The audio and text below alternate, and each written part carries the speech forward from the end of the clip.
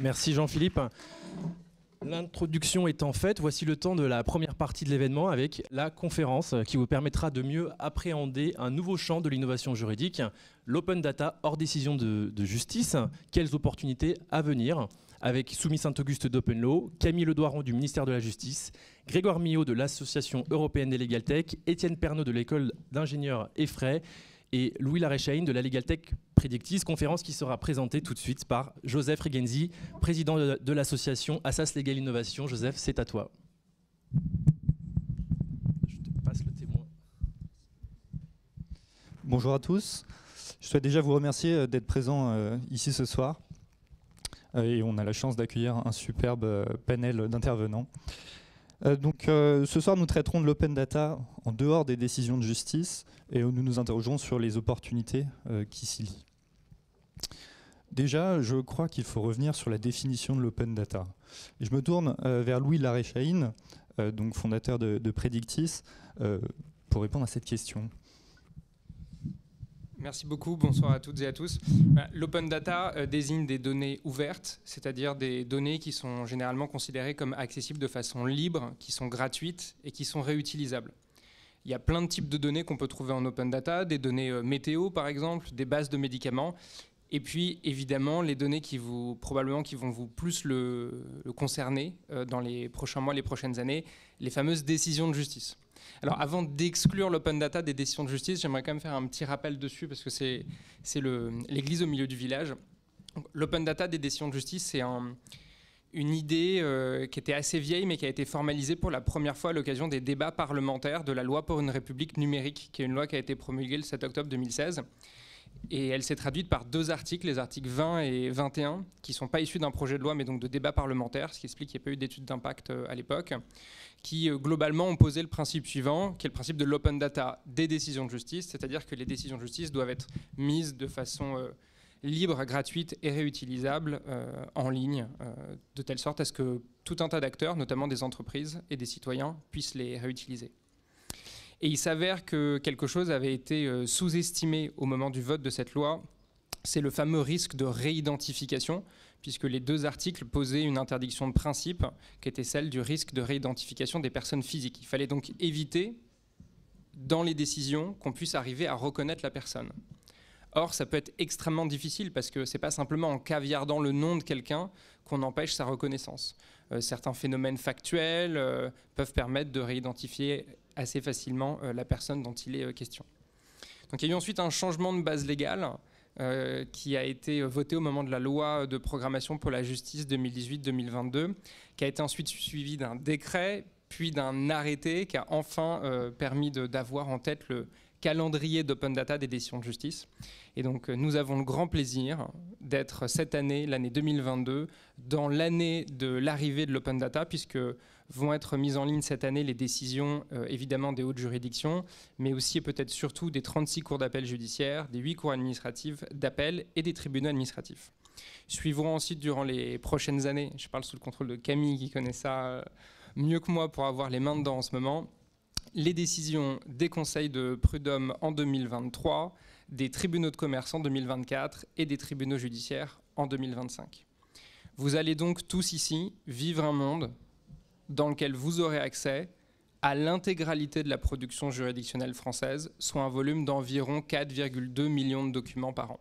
C'est un vrai Big Bang, ce fameux Big Data judiciaire dont parlait M. Louvel, l'ancien premier président de la Cour de cassation.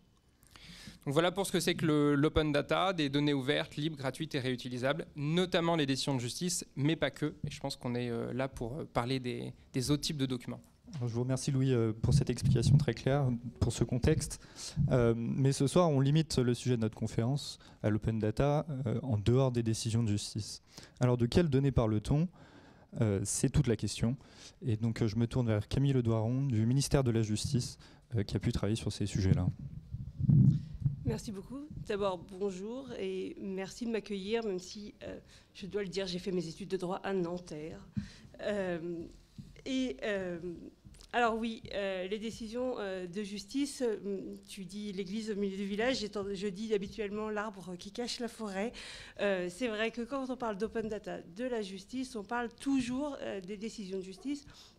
Et vous allez le voir, même quand on exclut les décisions de justice, en fait, on y revient. Aujourd'hui, on met à disposition les décisions de justice depuis 2021, les juridictions suprêmes. Depuis cette année, les premières juridictions du fond, avec, à partir de juin, on aura première instance, appel et juridiction suprême pour l'ordre administratif, ce qui va nous permettre un champ de chaînage de décisions, enfin quelque chose d'assez considérable. Et pour les cours d'appel en matière civile, sociale et commerciale, c'est là, dans les quelques semaines à venir, jours à venir. Effectivement, c'est la dernière ligne droite. On met aussi aujourd'hui à disposition des données chiffrées, les stats. Si vous allez sur justice.gouv.fr, vous verrez, il y a un onglet publication. Dans cet onglet publication, il y a un lien statistique. C'est un petit peu caché, mais il y a une mine d'or de données qui sont pré-mâchés, des chiffres clés expliqués, etc., des indicateurs et aussi des données beaucoup plus conséquentes sous forme de fichiers CSV assez conséquents surtout sur l'analyse de toutes les inscriptions au casier judiciaire tous les ans, mais aussi des données plus précises. Là, cette année, il y a eu une analyse très précise sur les infractions du code de la route. Voilà. Donc, il y a vraiment beaucoup de choses qui sont mises à disposition et qui sont aujourd'hui déjà très utilisées, notamment par le monde de la recherche et par les journalistes. Et nous aimerions aller plus loin. Alors, il y a des choses sur data.gouv, mais je vous invite à ne pas aller voir ce qu'il y a sur data.gouv à ce stade, parce que ce n'est pas encore du tout cohérent, à jour, etc. Mais on veut aller plus loin. Et pour savoir comment aller plus loin et vers quoi, on a lancé une étude qui n'est que le début d'un parcours avec une agence qui s'appelle la NetSquad. Et donc, on est allé interviewer du grand public via un panel en ligne, interviewer des différents types d'utilisateurs, des chercheurs, des legal tech, des journalistes, des data journalistes, par exemple, les décodeurs du monde, mais aussi des journalistes juridiques, UFC Que Choisir, des associations d'usagers de la justice, pour leur dire de quoi vous avez besoin comme données et c'est quoi vos attentes en données, en informations. Et on se rend compte qu'on leur dit ne parlez pas des décisions de justice. Et on se rend compte que dans la moitié des cas, ils nous parlent des décisions de justice. Et des documents qui sont autour des décisions de justice. Les conclusions, les rapports, l'agenda des juridictions, enfin beaucoup de choses autour, les référentiels qui permettent de comprendre les décisions, toute une série de documents autour des décisions de justice. Il y a beaucoup d'attentes sur les données chiffrées qui ne sont pas suffisamment vues, mises en valeur, explicitées, documentées. Et puis il y a toute une série d'attentes. Pardon.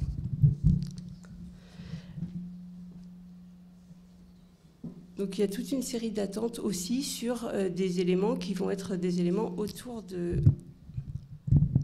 Si je m'approche beaucoup plus près, c'est mieux. Donc des choses autour du fonctionnement de la justice. Donc on va avoir d'informations géolocalisées, des choses sur des annuaires, des informations sur les acteurs, des rapports annuels, les données des inspections, beaucoup d'informations pour contextualiser, comprendre la justice. Puis on va avoir besoin aussi, apparemment, nous répondre ces éléments, de choses très spécifiques sur un sujet donné, par exemple les amendes forfaitaires. Donc voilà, des choses très spécifiques. Mais donc il y a des demandes très hétérogènes, et puis ça va être la suite de la conversation, mais on se rend bien compte qu'il n'y a pas une attente énorme comme il y a pu avoir, et il y a toujours, pour les décisions de justice. Donc sur la nature des données, on comprend qu'on parle de statistiques beaucoup, qu'on parle de données qui entourent les décisions de justice et qu'une étude a été menée par le ministère de la Justice pour identifier les prochains jeux de données qui devraient être publiés. Une fois la nature de ces données identifiée, il faut s'interroger donc sur les usages. Puis là, je me tourne vers un peu tout le panel. Qu'est-ce qu'on peut imaginer comme exploitation des jeux de données qui viennent d'être présentés ?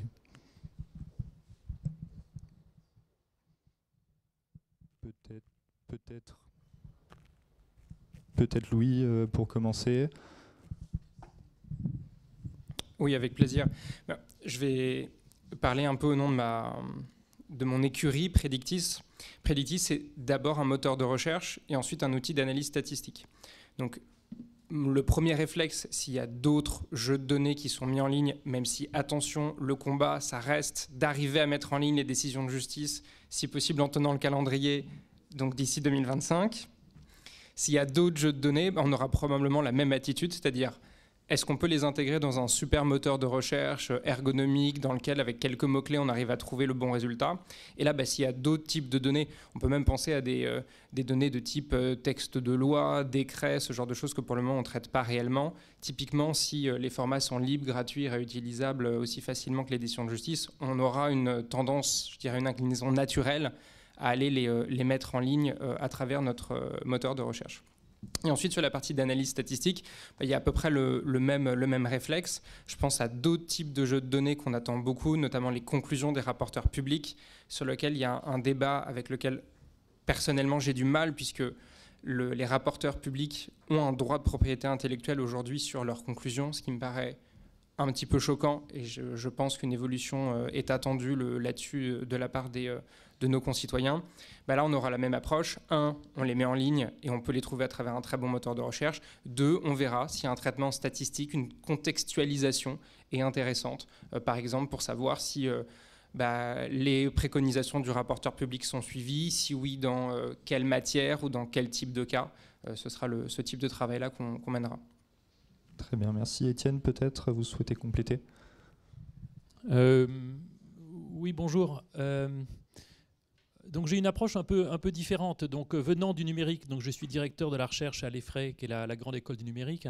Et donc moi, je m'intéresse beaucoup à l'automatisation. Et en termes d'automatisation, pour moi, un peu ma philosophie, c'est tout ce qui peut être automatisé sera automatisé. Et donc, à partir du moment où tout ce qui peut être automatisé sera automatisé, autant l'automatiser le plus rapidement possible, et autant y commencer maintenant. Et autant voir grand, voir loin, et se dire, voilà, en fait, on peut automatiser plein de choses. Ensuite, pour automatiser, si on essaye de faire ça, en gros, grossièrement, il y a deux méthodes pour automatiser. Il y a une première méthode, c'est de partir des données. Donc là, on tombe dans le machine learning, on tombe sur des outils comme ça. La deuxième méthode pour automatiser, c'est de partir de la connaissance humaine et arriver à numériser la connaissance humaine. C'est une autre, voilà. Donc c'est deux méthodes qui sont concurrentes. Évidemment, chaque méthode ne peut pas se passer de l'autre et pour avoir des bons résultats. Et donc, effectivement, le machine learning est absolument clé. Ensuite, un peu mon expérience de l'automatisation. Encore une fois, je ne connais pas grand-chose au domaine juridique. Je vous parle juste de manière un peu théorique. Moi, un peu ma vision sur l'automatisation, c'est qu'il faut cibler l'automatisation totale, complète, mais de fait, c'est très rarement possible. Et on voit même, malgré tous les efforts d'automatiser complètement une voiture qui conduit, en fait, on n'y arrive pas. Et je crois qu'on n'y arrivera jamais totalement. Arriver à une voiture autonome, arrive à prendre la place de l'étoile. Donc, à mon avis, ce qui est important en termes d'automatisation, c'est de s'assurer qu'il y a toujours une collaboration entre l'homme et la machine. Et en fait, c'est cet aspect-là, moi, qui m'intéresse. C'est de dire qu'il ne faut pas aller vers l'intelligence artificielle pure, il faut aller vers l'intelligence augmentée.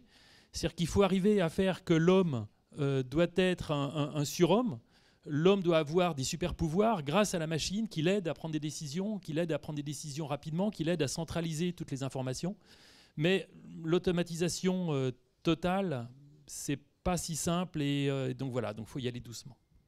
Merci pour votre vision technique. Je m'adresse peut-être à Camille qui a des retours après votre étude sur les différents usages. Volontiers. Alors nous, on met à disposition les données, donc a priori le principe c'est de ne pas préjuger des usages.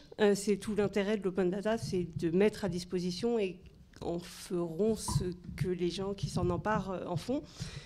Ceci étant, on voit bien quelques grandes typologies d'usage et ce qui est intéressant, c'est qu'on voit bien une matrice qui a été révélée par notre étude, toujours la même, qui peut se distinguer selon l'appétence pour la data et l'appétence pour le niveau d'appétence pour la data et le niveau d'appétence pour la justice. Et parce qu'on est allé voir des gens qui étaient très spécialistes de la data, mais pas du tout de la justice. Inversement, des gens qui étaient spécialistes de rien du tout. Et on voit bien que les gens qui sont spécialistes et de la data et de la justice, vous en avez pas mal autour de la table, ils veulent des données en grand nombre, brutes, faciles, fraîches, etc., pour pouvoir effectivement les croiser, développer des outils à destination d'autres publics. Et majoritairement, effectivement, beaucoup, enfin pas majoritairement, mais beaucoup des outils d'aide à la décision. Les publics qui sont juristes sont en attente d'outils, et on ne parle pas de juges robots, hein, mais on parle d'outils qui vont aider dans la pratique quotidienne du juriste. Inversement, le CAR, pas d'appétence pour rien, il va avoir besoin pas de données, il va avoir besoin d'informations expliquées, contextualisées, etc.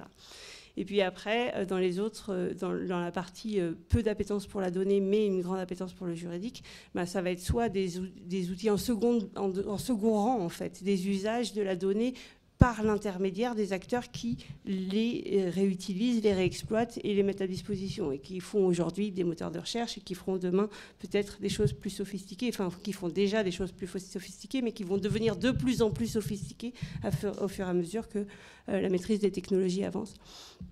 Il est très probable qu'on aura des usages de données croisées en dehors de la sphère justice. Aujourd'hui, n'utilisent les données de justice que les gens qui connaissent bien la justice, mais il est probable que plus on mettra à disposition des choses, plus des gens qui sont en dehors de la sphère justice actuelle les utiliseront. Et on voit bien aussi que, et Louis l'a déjà dit, là, moi, je parle des données produites par le ministère de la Justice et par les juridictions, mais les textes, par exemple, qui sont produits par d'autres organisations, sont intimement liés. Et il y a d'autres choses à imaginer, à croiser. Et ça, il y a un potentiel assez considérable. Donc on observe que l'exploitation de ces données est encore largement prospective. Je me tourne vers Sumi Saint-Auguste pour vous poser la question, quels sont les enjeux qui s'attachent du coup à la publication de ces données, les enjeux probablement techniques? Alors, il y a effectivement des enjeux d'ordre technique pour commencer, et peut-être que Étienne est plus indiqué que moi finalement pour y répondre.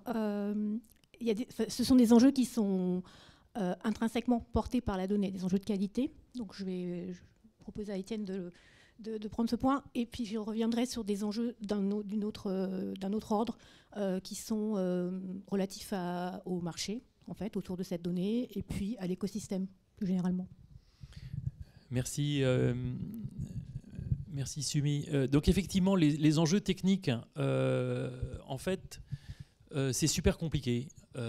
Et ce qui est bizarre, c'est que la plupart des gens, ils se focalisent sur l'algorithme, ils se focalisent sur l'intelligence artificielle, ils se focalisent sur le traitement des données. Et en fait, ça, c'est la partie simple. La partie difficile, c'est tout le reste. La partie difficile, c'est d'arriver à capturer les données là où elles sont, arriver à les centraliser, arriver à les gérer, à les stocker, à les mettre à jour, arriver à donner accès à ces données à qui il y a accès, à ne pas les donner à qui n'a pas accès. Et tout ça, ça doit se faire pour que ça soit utile en temps réel, bien sûr. Alors la notion de temps réel dépend un peu du domaine dans lequel on travaille, mais bon, enfin, en tout cas, cette tâche de rassemblement doit se faire en temps réel compte tenu de la tâche qu'on a à faire, et ça doit se faire de manière fiable. Parce que si vous avez des données pendant un moment et ensuite après vous n'avez plus de données et ensuite vous avez des données, ça ne sert à rien. Donc on s'aperçoit que le traitement des données est la partie la plus simple, et la partie la plus compliquée, la plus coûteuse et la plus technique finalement, c'est cette gestion des données, gouvernance des données. Et d'expérience en entreprise, on minimise cette tâche-là énormément. Alors je ne sais pas si le ministère minimise ou pas cette tâche-là, parce qu'en gros c'est la responsabilité du ministère, d'après ce que je comprends un peu du domaine, mais je leur souhaite bon courage. Alors, transition toute trouvée, parce que vous avez parlé de gouvernance des données, et donc on est effectivement aussi sur des enjeux en termes d'organisation et je dirais d'invention, de créativité quant au bon modèle et au bon accompagnement de l'ouverture des données et puis de leur exploitation. Donc au-delà de la technique, comme je disais, il y a effectivement l'écosystème autour de cette économie de la donnée, donc à commencer par les émetteurs. Donc je regarde ma camarade du ministère de la Justice. Il ne faut pas oublier que l'open data, le dessin général de l'ouverture de la donnée publique, il vise un objectif d'efficacité. De cette action publique et de l'action de la justice. Il vise un objectif de transparence, de redevabilité. Donc après, il y a eu beaucoup de débats sur effectivement le fait que cette notion était très, très proche et connexe de la notion du concept de publicité de la décision rendue. Donc on ne va pas y revenir puisque ce n'est pas le sujet de ce soir, quand bien même on essaie d'y revenir. Donc pour l'émetteur, il y a déjà ces enjeux-là pour l'acteur public. Et j'aime bien répéter effectivement que ce focus qu'on a sur la donnée décisionnelle, sur la donnée juridique et judiciaire, il rentre dans un cadre plus large et il est notamment, par exemple, emmené au niveau des ministères par des feuilles de route qui ont été mises en place par l'exécutif en 2021 suite à la mission, au rapport de la mission du député Botorel. Et du déploiement donc d'administrateurs dans tous les ministères, donc inclus la justice, mais pas que, en charge de la donnée, des algorithmes et des codes sources de l'État. Et c'est toujours, chez Open Law, on a vocation justement à faire valoir cette big picture, pour ne pas le dire en français. Donc ça, c'est côté action publique. Et puis, évidemment, il y a des enjeux de marché, tout simplement. Donc, c'est vrai que pour la première phase d'observation d'ouverture des données qui court toujours, à savoir celle sur les décisions de justice, on a vu à quel point ça venait bouleverser finalement cette chaîne de valeur autour de la donnée décisionnelle, puisqu'il y a un marché avec des éditeurs et des legal tech autour de la valorisation de ces données.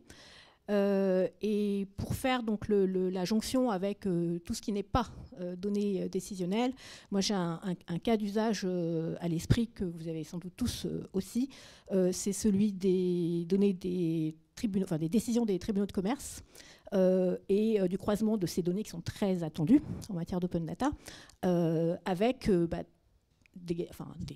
un gisement mais considérable de données économiques et de données statistiques relatives aux entreprises et qui sont, alors du côté ministère, qui sont ailleurs, à Bercy et dans d'autres ministères, et qui sont bien évidemment aussi secteur par secteur dans l'industrie et dans les services. Donc là, typiquement, c'est une indication et un cas d'usage tout trouvé qui fait valoir à quel point il y a des enjeux considérables en termes de marché. Donc tout est à venir, tout est à imaginer. Je voudrais juste préciser à ce niveau-là, puisqu'on a parlé des usages, qu'avec le ministère de la Justice, à la fin de l'année 2021, on a mené un atelier justement de spéculation, tout ce qu'il y a de plus fictive sur les usages possibles des décisions, mais justement en les croisant avec d'autres types de données. Et très vite sont arrivés des exemples, des illustrations sur le terrain de l'économie et donc des affaires. Très bien, merci. J'ai vu Grégoire, vous voulez réagir ?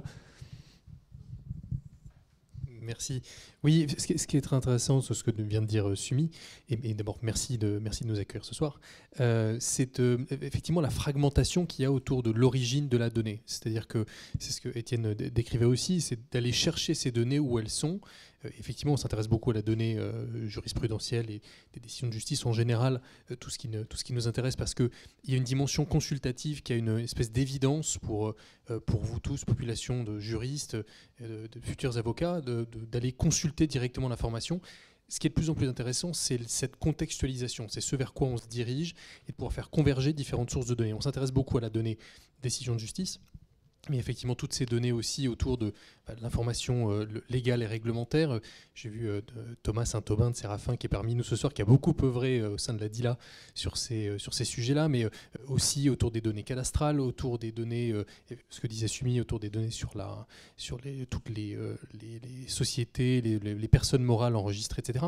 C'est la convergence de ces différentes sources qui ont été gérées, structurées, construites de façon très, très différente, y compris d'ailleurs au sein des juridictions. Je vois que j'ai eu l'occasion d'échanger à quelques occasions entre la direction de l'information plutôt côté judiciaire, Cour de cassation et côté Conseil d'État. Effectivement, il y a aussi des parcours de développement qui ont été assez différents parce que les outils n'étaient pas les mêmes, parce qu'aujourd'hui, Sagas a évolué petit à petit, etc. Il y a eu donc des évolutions progressives de part et d'autre qui font qu'il y a un enjeu de convergence pour que côté aussi outils, c'est-à-dire les startups que vous voyez ici ce soir, certaines s'intéressent à ça, et notamment ce que fait Louis depuis quelques temps, qui est de faire converger cette donnée pour la canaliser et l'apporter dans des outils qui aujourd'hui sont aussi du fait de cette donnée-là, peut-être au niveau du modem 56K par rapport au débit ADSL qu'on aura, je l'espère, dans quelques années, que de pouvoir faire converger cette donnée dans des outils, on aura plus de contextualisation par rapport à ce que vous faites au quotidien, de pouvoir gérer des contentieux et d'avoir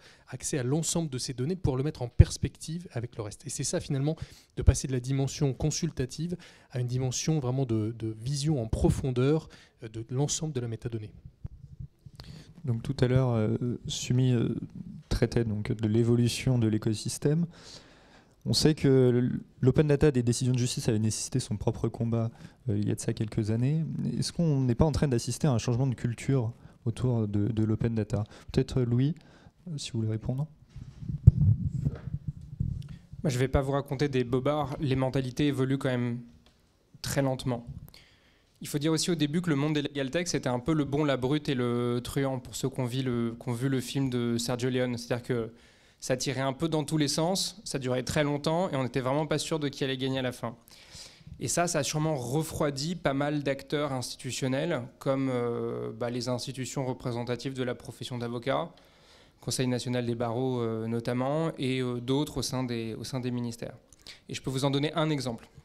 Je me souviens d'une réunion où on devait donner notre avis sur le fait qu'on laisse dans les documents, notamment les décisions de justice, le nom des magistrats, et le nom des avocats et le nom des entreprises. Les entreprises n'y ont globalement pas vu de problème. C'est-à-dire qu'elles ont bien compris que accéder à cette information, ça allait être utile pour essayer de comprendre s'il y avait des entreprises qui étaient plus fragiles que d'autres, essayer de comprendre si un potentiel co-contractant était fiable ou non en fonction du contentieux qu'il avait eu auparavant. On n'a pas eu de difficulté. Quand on en est venu à la question du nom de l'avocat, ça a été un petit peu plus dur.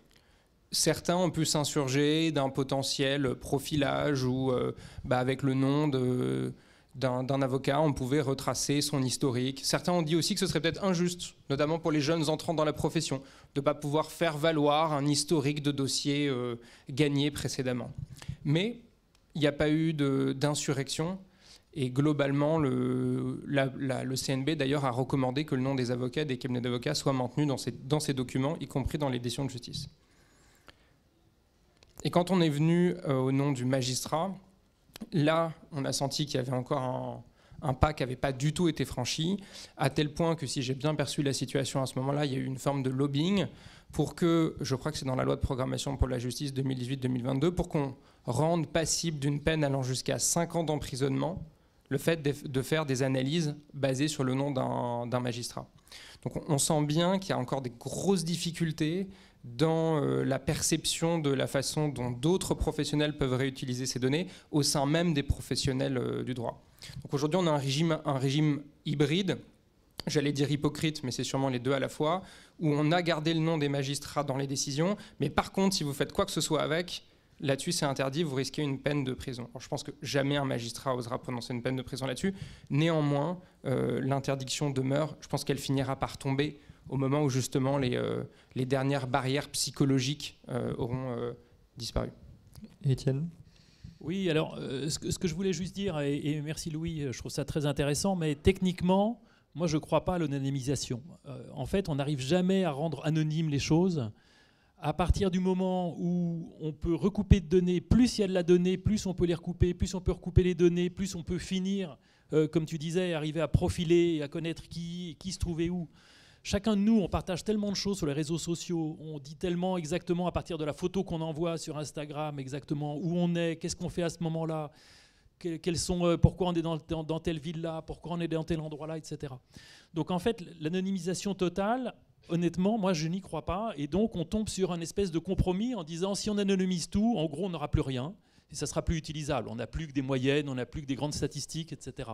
Si on veut des choses intéressantes, eh bien, ça veut dire que les données ne doivent pas être totalement anonymisées, et donc à ce moment-là, il y a un risque effectivement de toute façon d'identifier la personne. Donc je crois que c'est un sujet super intéressant, et je crois que c'est un sujet auquel il faudrait qu'on travaille ensemble entre les juristes, les experts du numérique, entre peut-être les sociologues, pour voir comment on utilise les réseaux sociaux, pour voir qu'est-ce que ça veut dire, comment on peut réellement anonymiser, ou alors se rendre compte que de toute façon on n'est plus anonyme, point, c'est tout, c'est terminé. Hein. Camille ? Je suis tout à fait d'accord, mais pour le coup, je pense que typiquement sur les décisions de justice, on a oublié l'idée d'anonymiser les décisions de justice.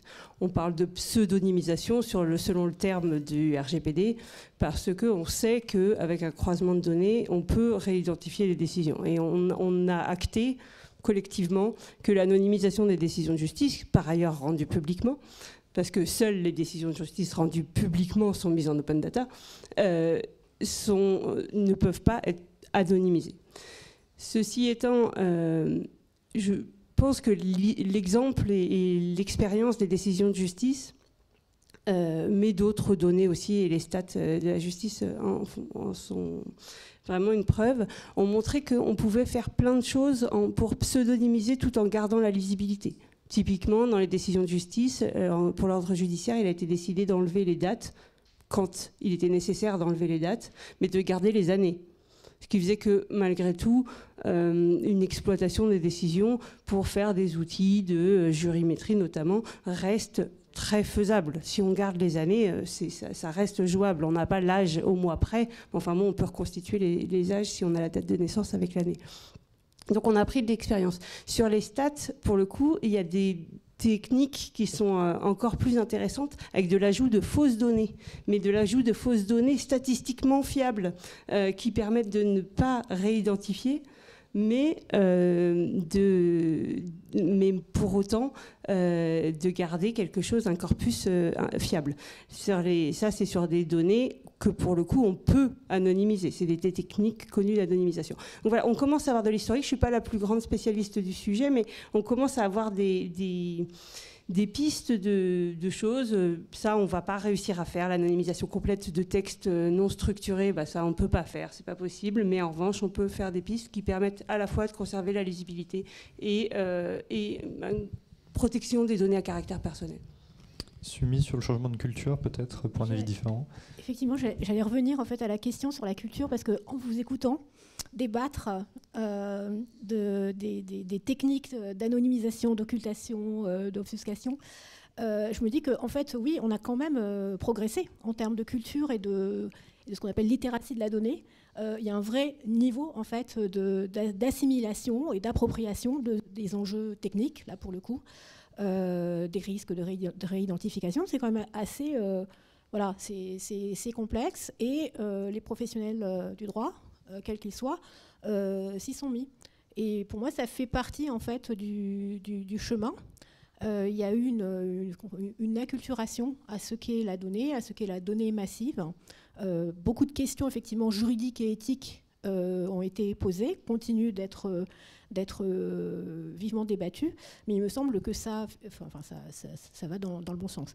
Et puis, j'aurais envie de rajouter aussi que du fait, je pense, de la complexité, de la sophistication de ce premier dossier en fait, d'open data des décisions de justice, avec cette équation en apparence complètement intenable, enfin cette conciliation impossible entre le droit de la donnée personnelle et puis ce droit de l'open data, comme on ne dit pas. Il a fallu en fait vraiment épuiser tous ces aspects très techniques et y compris au niveau des moyens. Et moi, ce que j'observe aussi, c'est que ça a permis aux acteurs qui avaient la charge de diffuser cette open data de monter très vite en fait en compétences. Moi, je suis assez épatée de voir que, par exemple, du côté judiciaire, on ait fait appel à 2 reprises au dispositif Data Lab au sein de la direction numérique de l'État pour monter en quelques mois, dans un premier temps, un moteur d'anonymisation, puis une console d'annotation, puisque c'est de l'apprentissage machine. Donc, il y a vraiment une acculturation, il y a une montée en expertise en fait, sur ces sujets, ces approches de data science. Donc, si on revient aux données juridiques en dehors des décisions de justice, quelle sera la méthode adoptée par le ministère de la Justice pour faire un état des lieux des données qui existent et puis ensuite procéder à leur publication? Camille.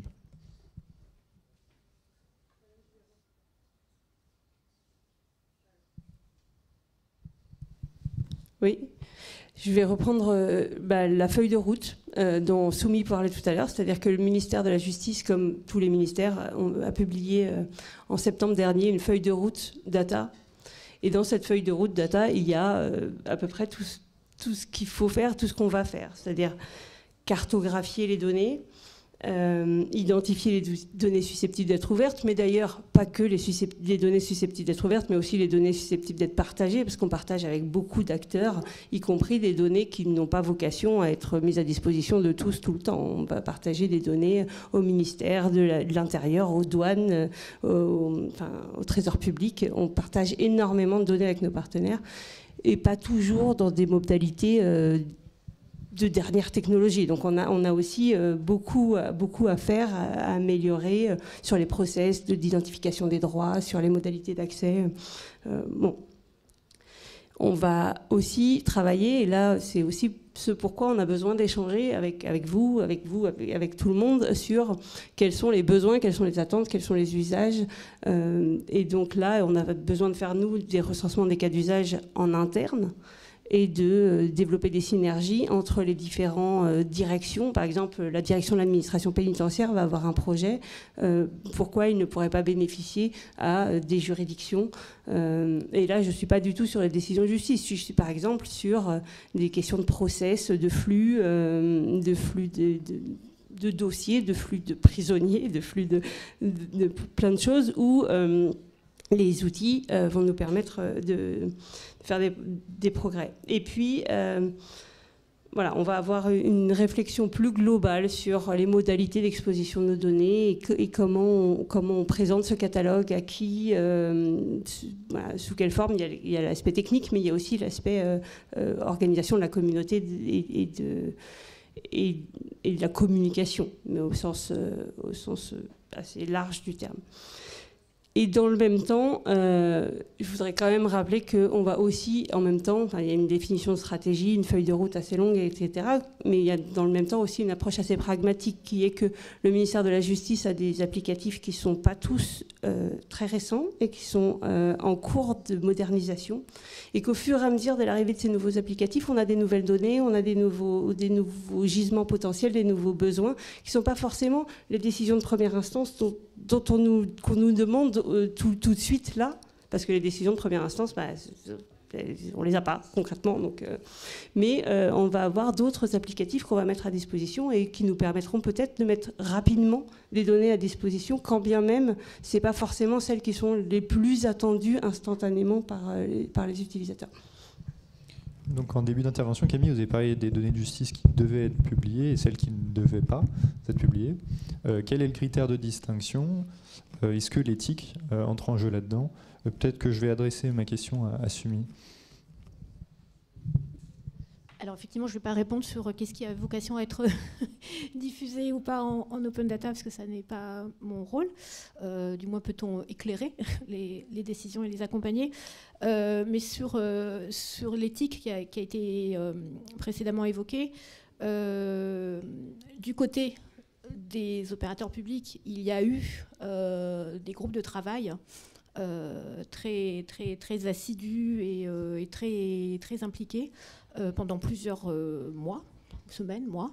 Et sauf erreur, je pense que les comptes rendus sont accessibles. Ouais, et ce serait pas mal en fait. Ce serait pas mal de les partager largement pour faire valoir effectivement combien en fait tous les questionnements éthiques, enfin tous, une grande variété en tout cas de questionnements ont déjà été adressés et instruits d'une certaine façon. Et on est même allé au-delà, donc collectivement, c'est-à-dire aux côtés du ministère de la Justice, des cours suprêmes, d'autres acteurs de la société civile associatif et l'écosystème côté secteur privé, hein, des legal tech, des éditeurs et d'autres industriels. On est allé au-delà en proposant des pistes, en fait, tout simplement pour accompagner les éventuels risques de mésusage, les risques de dévoiement. Ce sont des solutions qui sont, pour certaines, assez attendues, hein, qui sont, par exemple, de veiller absolument à ce que la mise à disposition, enfin, technique, par exemple, la mise en ligne du service d'API, d'accès aux données décisionnelles, soit dûment documentée, soit accompagnée d'une FAQ. Donc ça, c'est un peu le minimum. Mais on a pu imaginer aussi des solutions du type charte de bonnes pratiques. On a parlé de labellisation, bien évidemment. On n'a évidemment pas évacué le rôle éventuel d'une autorité indépendante, alors soit déjà identifiée, soit à inventer. Bon, tout ça, c'est en cours de discussion. En cas de franchissement de la ligne jaune. Donc tout ça est déjà en fait appréhendé, est déjà cerné. Et ce que j'aurais juste rajouté, c'est que, c'est ce que j'ai fait tout à l'heure en descopant, en dézoomant, c'est qu'il y a aussi un cadre qui va concerner très probablement les utilisations qui pourraient être faites à partir de ces données dans des systèmes d'intelligence artificielle. C'est le règlement européen qui est dans les tuyaux, puisque alors bon, la typologie des systèmes, enfin du niveau de risque et des systèmes concernés pourrait ou pas embarquer les outils de jurimétrie. Donc ça aussi, c'est en cours de discussion. Mais bien évidemment qu'il faudra de toute façon s'y conformer. Et ce qui aura été donc défini à l'échelle de l'ensemble de ces technologies, de ces systèmes applicatifs, pourra être tout simplement transposé et appliqué pour nos champs. Et du coup, cette distinction un peu binaire entre ce qui doit être publié et ce qui ne doit pas être publié, est-ce qu'elle n'apparaît pas trop restrictive, Étienne ? C'est-à-dire qu'en fait, c'est là où je me sens un peu mal à l'aise, c'est que je ne suis pas un big fan d'open data, donc je ne sais pas exactement qu'est-ce que je fais là, à part essayer de vous convaincre que c'est peut-être pas une bonne solution. Les données, c'est vraiment une mine d'or. C'est absolument incroyable, c'est une richesse absolument faramineuse d'avoir ces données-là, et donc c'est un avantage compétitif absolument gigantesque. Au jour d'aujourd'hui, de fait, qui est en mesure d'utiliser ces données? En gros, il y a deux pays, c'est les États-Unis et la Chine. Voilà, bon, c'est bon. Alors, voilà. Ensuite, après, on progresse. Les Européens progressent. Mais moi, ça me paraît très dommage de donner beaucoup de choses uniquement et que ça profite à une poignée de grands acteurs américains, où moi, on sera au courant, ou de grands acteurs chinois, où là, on ne sera même pas au courant. Et donc, pour moi, ma vision, c'est que ça serait vraiment la responsabilité des pouvoirs publics de faire vraiment une gestion de ces données fines, de savoir à qui ça profite, d'être sûr que ça, je veux dire, cette mine d'or finalement profite à nous en interne, que ça profite à la recherche publique, que ça profite à des acteurs économiques français petits, comme les startups que l'on voit ici, que ça profite peut-être à certains métiers, aux avocats, aux notaires, mais pas à d'autres, parce qu'il n'y a pas de raison d'avoir accès. Donc moi, le monde parfait, ça serait de mettre en open data uniquement des statistiques de haut niveau qui sont informationnelles, et puis c'est tout, et ensuite de donner beaucoup plus de choses, beaucoup plus précises à certains acteurs, en limitant à ce moment-là leur utilisation, en contrôlant leur utilisation, mais en faisant que ça soit vraiment un avantage concurrentiel. Et donc voilà, alors sinon l'open data ça sera un peu l'open bar pour les autres, mais finalement on sera en retard parce qu'on n'a pas la puissance de feu des Américains. Louis, est-ce que c'est possible de limiter l'accès à ces données à des acteurs français ? Au risque que mes paroles soient interprétées de façon politique vu le contexte, je ne crois pas que la bonne attitude, ce soit ni le repli sur soi, ni la fragmentation. Je ne pense pas que la bonne attitude, ce soit de tenter de contrôler le flux et de donner des agréments, des semi-agréments. C'est pas comme ça que ça fonctionne. Il y a un moment, l'idée de l'open data, c'est aussi une idée de confiance. Le fait pour un État de libérer ce type de données, ça envoie un message, un signal qui est extrêmement fort, qui est « regardez ce que je fais ». Analyser, décortiquer, essayer de comprendre, réutiliser. Et ça, derrière, le fondamental, c'est que ça permet de renforcer le pacte social. Ça permet d'améliorer des secteurs entiers de l'économie. Ça permet d'améliorer évidemment le service public de la justice et l'ensemble des gens qui y concourent, les 70 000 avocats. Ça permet d'améliorer la connaissance qu'on a à travers les bases de médicaments, par exemple, la façon dont la propriété intellectuelle fonctionne en France avec la base de l'INPI. Donc chercher à juguler le principe même de l'open data, ce serait aller de façon contraire à la raison même de l'existence de ces types de législation. Et j'irai même plus loin. Moi, ce que je vois en France, c'est émerger tout un écosystème de sociétés qui sont extrêmement fortes dans la réutilisation de ce type de données. Si on regarde même d'un point de vue européen, on a une carte à jouer. Vous avez des acteurs aujourd'hui dont j'ai la chance de faire partie avec Predictis qui sont vraiment en pointe sur ce sujet. Il n'y a pas la même chose en Italie, il n'y a pas la même chose en Espagne, il n'y a pas la même chose en Belgique qui allait jusqu'à faire un appel d'offres auquel on a répondu pour trouver un prestataire qui soit capable d'anonymiser les données et de les réutiliser. Donc on a un rôle à jouer là-dessus. On a été assez pionniers dans l'open data. On a des super belles startups qui sont extrêmement bonnes là-dessus, qui ont un accès à des financements et à des levées de fonds avec peu de difficultés aujourd'hui. Donc les futurs leaders européens et mondiaux peuvent être français. Par contre, il faut y croire, il faut se battre avec beaucoup d'énergie. Engagez-vous dans ces voies-là, vous verrez, on est en train de gagner le combat. Je me tourne du coup vers Grégoire. Où en sont nos voisins européens sur la question de l'open data et de l'open data des données juridiques ? Alors, effectivement, je rejoins totalement Louis sur ce qu'il vient de dire. C'est-à-dire qu'il y a un enjeu d'accès au droit et de prévisibilité de la justice qui est absolument colossal et qui est très important. Alors, je devais vous présenter quelques slides sur une petite enquête qu'on a réalisée au sein de l'Association européenne de Legal Tech, mais comme la technologie est sans pitié, je suis dans l'incapacité de vous les mettre à l'écran. C'est une belle illustration finalement des enjeux d'interopérabilité, c'est-à-dire entre une source qu'on a d'un côté, qui est d'une génération particulière, un connecteur qu'on a ici, et puis un autre outil technologique qui est de l'autre côté, qui ne me permet pas de faire passer la donnée d'un bout à l'autre. Mais finalement, voilà, ça illustre assez bien ce qu'Étienne nous partageait justement un peu plus tôt. Alors, deux petits mots sur l'Association européenne de Legal Tech que je représente, qui est une association qui s'étend un petit peu d'ailleurs au-delà de la zone de l'Union européenne, puisqu'on couvre 27 pays, 32 ambassadeurs, c'est un peu plus de 300 organisations, un peu plus de 5000 personnes.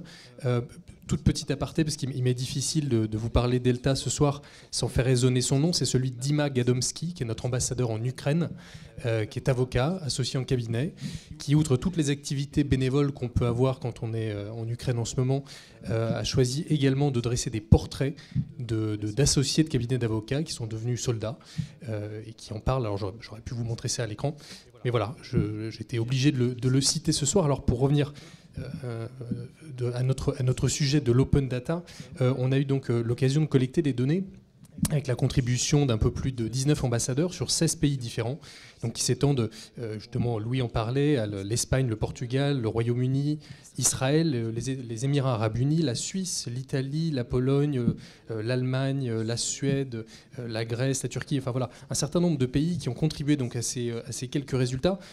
Pour vous dire que d'abord, on est plutôt très bien placé, finalement, on est même assez loin. L'état de l'open data, alors on a, sur la première question qu'on voulait leur poser, c'est de savoir si d'abord ces pays-là disposaient d'un programme d'ouverture de la donnée pour l'information juridique au sens très large, y compris décision de justice d'ailleurs. On a quand même 3 pays qui répondent qu'il n'y a aucun programme existant et aucune source de données accessible. C'est l'Israël, la Serbie et les Émirats arabes unis, par exemple. Donc pour la plupart, ils n'ont d'ailleurs aucune visibilité sur des dates de mise à disposition de la donnée. Pour plus de 50% des autres pays qui ont répondu qu'il existait un programme, il est considéré comme extrêmement limité. Quelques-uns le considèrent comme un niveau moyen ou plus ou moins extensif. Aucun ne considère qu'il y a un accès complet à la donnée. Ça reste quand même relativement limité dans l'ensemble. Ce sont, et ça c'est intéressant de le souligner aussi, des programmes qui ont été initiés il y a maintenant, pour la grande majorité, c'est-à-dire pour plus de la moitié d'entre eux, il y a plus de 10 ans. Et donc depuis plus de 10 ans, on est encore à des niveaux relativement limités d'accès à la donnée. 30% qui ont lancé ces programmes il y a 5 et 10 ans. Donc c'est quand même assez important. Et sur le type de données qui est couvert, alors il y a évidemment beaucoup d'accès à la donnée jurisprudentielle, beaucoup d'accès à la donnée aussi sur les sociétés, un peu d'analytics sur les décisions, relativement faible néanmoins, de la cartographie juridictionnelle, quelques initiatives privées sur des ouvertures d'API pour l'information légale et réglementaire par exemple, quelques essais sur des moteurs de recherche et de l'information cadastrale qui a été mise à disposition. Dans l'ensemble, et j'avais quelques citations de certains de mes homologues dans d'autres pays qui indiquaient que notamment aux Pays-Bas par exemple, seulement 5% à l'heure actuelle des décisions sont publiées et qu'il y a un plan pour arriver à 60% sous 10 ans. Sur ces décisions. En Croatie, de la même façon, avec des initiatives qui mettent énormément de temps. Il se déplace le mouvement d'un glacier, nous dit Marco Porobija. Des initiatives aussi qui sont beaucoup freinées par des enjeux, on va dire, de compétition interne avec des éditeurs locaux, des gazettes, des publications légales qui retiennent aussi beaucoup cette mine d'or d'informations qui est extrêmement riche. Dans l'ensemble, quelques initiatives d'open data, mais qui sont vraiment beaucoup fragmentées, avec un niveau de complexité qui reste, et de technicité qui reste relativement faible, donc très peu de capacité d'exploitation de cette donnée aujourd'hui en Europe. Je crois il faut effectivement reconnaître que la France est assez bien placée là-dedans. On était berceau de droit civil et Paris place de droit. On peut être assez fier de ce qu'on fait, mais également, je crois, on est assez loin aujourd'hui sur l'état de l'open data. Je crois qu'on peut en être assez fier. Je vous remercie Grégoire pour cette vision européenne. En guise de mot de la fin, quelles seront donc les prochaines étapes de l'open data? Quels sont les enjeux qu'il faut garder en tête? Et je m'adresse là à tout le panel. Camille, peut-être. Alors nous, les prochaines étapes, c'est donc effectivement de dérouler, de mettre en place ces communautés qui vont nous permettre de comprendre les usages, et c'est là où on a besoin de vous tous, de cartographier des données, de construire les outils qui vont nous permettre de les mettre à disposition. Donc la feuille de route est encore assez longue. Et elle a vocation à être ouverte. On a vocation vraiment clairement à développer une logique d'échange, d'interaction. On a vu avec l'expérience des décisions de justice que plus on mettait en place cette interaction avec les réutilisateurs, plus c'était efficace. Et donc on a vraiment l'envie et l'ambition de continuer, que notre étude sur l'analyse des besoins des données hors décision de justice, ce n'est qu'un premier pas vers ça. Louis. La prochaine étape pour nous, du coup, c'est d'intégrer les décisions qui vont être enfin mises en ligne par l'État et par le ministère. Et la prochaine étape pour vous, c'est probablement ensuite d'aller faire un tour auprès de toutes les belles startups qui sont représentées derrière. Il y en a beaucoup qui recrutent. Et Predictis en particulier, on a une dizaine de postes ouverts, notamment des offres à destination de vous, d'un public étudiant. Donc si ça vous intéresse de voir de l'intérieur le cœur battant d'une start-up, il y a des belles missions aujourd'hui qui sont accessibles. Ça vous permettra de faire levier sur des compétences juridiques, mais aussi pour développer autre chose, pour muscler un goût inné pour le marketing, un talent pour le commercial. Donc si vous voulez vous élargir les horizons, n'hésitez pas à faire un tour sur les stands derrière. Sumi. Moi, j'aurais envie de vous donner rendez-vous en novembre prochain.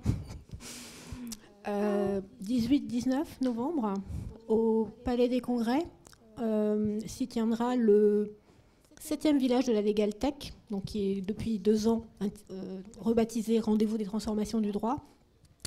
La particularité de cet événement qu'on co-organise Open Law avec le village de la justice depuis 2 ans est qu'on y accueille en fait toutes les dimensions de l'innovation juridique. 7e, 8e, bon, on me dit 8, 6, bon. Il y a des années blanches, comme vous le savez. On y conjugue toutes les dimensions de l'innovation juridique et on a des villages dédiés, notamment à l'innovation publique, à la Legal Tech, à la RegTech, ça. Et mon point, c'est que, en général, c'est un point d'étape, justement, sur les chantiers autour de l'ouverture des données. Et je sais pouvoir compter sur le ministère de la Justice, mais pas que, pour donner des nouvelles, notamment de l'étape décisive dont Camille parlait et qui est très attendue. Là, courant avril, et qui concerne donc le versement en open data de toutes les décisions de cour d'appel. Donc là, on est vraiment dans un changement de dimension, il y a un changement de braquet. Et je pense qu'en novembre, ce sera intéressant avec le recul de voir ce que ça a donné, ce qui s'est passé et comment ça a opéré. Voilà. Et Étienne, un dernier mot ? Oui, alors comme dernier mot, je voudrais parler de quelque chose dont on n'a pas encore parlé. C'est que le problème sur lequel on travaille, on commence à travailler dans le laboratoire de recherche, c'est qu'on s'aperçoit que globalement, les ressources de la planète commencent à se tarir, ressources au sens large, en termes d'eau potable, en termes de biodiversité, en termes de capacité à absorber le gaz à effet de serre, en termes de capacité à générer des terres rares qui sont indispensables pour les batteries. Et en fait, jusqu'à présent, nous ingénieurs, je crois que je mets surtout la faute au niveau des ingénieurs, on a toujours raisonné en termes de paradigme, comme quoi les ressources étaient infinies. Seul le coût des ressources comptait, mais finalement, on dit les ressources sont infinies, et c'est normal, parce que l'ingénieur, il est payé par une entreprise. L'entreprise, elle, de toute façon, elle a une vision limitée dans le temps, et une vision limitée en termes de son périmètre. Une start-up, c'est encore plus petit en termes de temps et de périmètre, donc les décisions sont encore plus réduites et encore plus à périmètre limité. Juste pour vous donner un exemple, j'ai vu en entreprise de temps en temps des ingénieurs utiliser une intelligence artificielle monstrueuse, un réseau de neurones énorme qui demandait 15 jours d'apprentissage, alors qu'une simple extrapolation linéaire aurait suffi largement et aurait donné d'ailleurs de meilleurs résultats. Donc on utilise un marteau-pilon parce que finalement c'est la solution de simplicité. Et je crois qu'en tout cas on commence à travailler dessus, qu'il faut qu'on change un peu de paradigme. Il faut qu'on ait l'ingénieur, qu'il ait une vision globale, qui comprenne pas uniquement le résultat de ce qu'il cherche à faire, mais qui voit aussi les conséquences long terme de ses actions et de ses décisions. Donc je crois qu'on a en fait l'obligation morale de faire uniquement ce qui est utile, de voir qu'est-ce qui apporte de la valeur à la société. Et Louis en a très bien parlé en disant mais voilà, quelles sont la valeur pour la société. Et je crois que c'est le but. Le but, c'est la valeur pour la société. Et de faire ça de manière aussi économe possible, avec le maximum de sobriété. Donc en fait, il faut arriver, je crois, chacun de nous, à mesurer un peu cette valeur ajoutée pour la société globale, pas pour l'entreprise, mais pour la société globale, versus la consommation en ressources de manière assez générique. Donc les data pour les data, non, certainement pas, c'est pas un but en soi. Les data, comme disait Louis, pour une société meilleure, oui, mais nous, ingénieurs, on doit travailler pour le faire avec le maximum de sobriété, et je crois que c'est un joli challenge, et c'est un beau challenge technique pour le futur, pour nous en tout cas. Et Grégoire, pour conclure. Je crois que beaucoup d'entre nous ce soir, des intervenants, sont passés par Assas, ou en tout cas par une université, un parcours juridique en tout cas, à un moment ou à un autre. L'invitation que je voudrais vous faire ce soir, c'est de vous intéresser à tous ces parcours différents que vous avez dans les milieux du droit. Je crois que ça fait partie des initiatives du président Braconnier, d'ouvrir vers d'autres voies. On est tous passés, on est nombreux à être passés par là, à avoir finalement trouvé une autre voie dans notre épanouissement professionnel, tout en restant proche finalement des milieux du droit. C'est quelque chose de formidable. Je pense que d'ici à ce que vous atteignez, enfin pour les plus jeunes d'entre vous, le marché du travail, il y aura de nouvelles professions qui continuent d'émerger. Il y en a tous les jours. Je découvre des nouveaux intitulés de poste, littéralement tous les jours. Je pense qu'au SUMI aussi, on voit très régulièrement au sein des éditeurs. Il y a de formidables legal tech qui sont ici ce soir, qui recrutent, dont chez nous, chez Wolters, avec EasyQuorum, j'en vois quelques-uns qui sont là. Il y a beaucoup de choses à faire, et vraiment vous inviter à sortir parfois de l'approche très binaire qu'on peut avoir des parcours quand on sort d'un parcours juridique, qui seraient les professions juridiques réglementées ou non. Il y a tellement plus de choses, et pour ça, c'est pas sortir du chemin du droit, c'est justement être dans la continuité du droit chemin. Voilà, donc suivez vos parcours et soyez inspirés par tous ces entrepreneurs. J'aimerais remercier nos 5 intervenants pour cette belle conférence. Je crois qu'on peut les applaudir. et enfin vous remercier pour votre attention. Je passe la parole à Brice.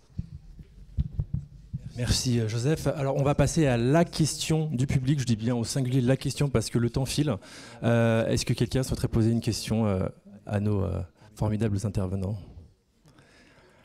Et si ce n'est pas le cas, eh bien écoutez, moi aussi je remercie également Monsieur Braconnier, Quentin Lefebvre, Jean-Philippe Gilles, et ici Camille, Louis, Soumi, Étienne, Grégoire et Joseph évidemment. Je voudrais aussi remercier Bruno Défunt, qui est professeur ici de droit et d'économie, qui a contribué à développer cette conférence, mais qui n'a pas pu être ici des nôtres ce soir. Petit instant geek, cette conférence est diffusée en live sur YouTube. Vous pouvez la revoir dès maintenant. Sur des liens auxquels vous pourrez accéder facilement sur les réseaux sociaux. Il y a aussi une série d'interviews qui vont commencer juste après, dans un instant. Donc tout ça sera accessible sur les réseaux sociaux via des liens que vous pourrez consulter. Nous allons enclencher maintenant la deuxième partie de l'événement avec les ateliers et les conférences. Ceci dit qu'il y a des ateliers ici et juste à côté dans le hall, donc regardez bien où vous êtes pour ne pas perdre trop de temps. Donc voilà, je vous souhaite une bonne continuation immédiate avec Assas Legal Tech Night. Merci.